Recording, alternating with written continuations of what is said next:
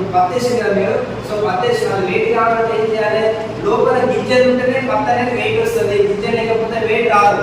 So లోపల గింజలు ఉండాలి, ఆ గింజల సైజు పెరగాలి, ఆ గింజలు అంటే లిక్విడ్ ఉండాలి. సో ఇవన్నీ ఉంటేనే మనకు వెయిట్ వస్తుంది. అవన్నీ రావాలంటే మన దగ్గర ఒక టెక్నాలజీ ఉంది, నానో టెక్నాలజీ అంటారు. సో దీన్ని 15 రోజులకు ఒకసారి స్ప్రే చేసినట్లయితే పూత పట్టిన తర్వాత స్ప్రే పిక్క వచ్చే మూమెంట్ స్ప్రే చేస్తే కాయ సైజు పెరుగుతుంది. అది మిర్చి అయినా సరే పత్తి అయినా సరే కాయ సైజు పెరుగుతా ఉంది, కాయ లోపల గింజ సైజు పెరుగుతా ఉంది, దీని లోపల షేప్ పెరుగుతా ఉంది. సో దీనికన్నా ముందు మన దగ్గర అతి మాస్ ఉంటుంది. సో జనరల్గా పూత చాలా అన్ని వస్తూనే ఉన్నాయి, పత్తికైనా మిర్చికైనా ఇదే షేప్కైనా బాగా పూత వస్తుంది. బట్ వచ్చినప్పుడు ఏం చేస్తుంటే మొత్తం పూత నాటే రాలిపోతుంది.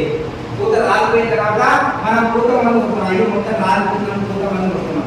సో పూత మందు రాలిపోయిన తర్వాత కొట్టేది కాదు, ఒక 10 రోజులు పూత వస్తుందనే మన దగ్గర ఒక మాసం ఉంటుంది, అది 10 రోజుల ముందే కొట్టాలి. ముందే కొట్టే వచ్చిన గట్టిగా నిలబడతా ఉంది, నిలబడ్డ పూత మొత్తం పిందెగా మారుస్తుంది. పిందెగా మార్చిన తర్వాత ఇప్పుడు టెక్నాలజీ నానో టెక్నాలజీ ఉంది కదా, ఆ టెక్నాలజీ కొట్టే కాయ సైజుని పెంచుతా ఉంది. టోటల్ మనకు ఒక రైతుకు ఒక మంచి దిగుబడి ఇవ్వబోతున్నాం. సో రైతులకు ఇవన్నీ తెలిసే, బట్ ఈ ఆర్గానిక్ పద్ధతి తెలియదు. సో దీనికి కొంచెం అలవాటు చేసినట్లయితే ఒక మంచి దిగుబడి ఇవ్వచ్చు రైతుకు 10 మంది రైతులకు ఒక మంచి చేసినట్లయితే ఇందులో మనం మంచి ఇన్కమ్ తీసుకోవచ్చు.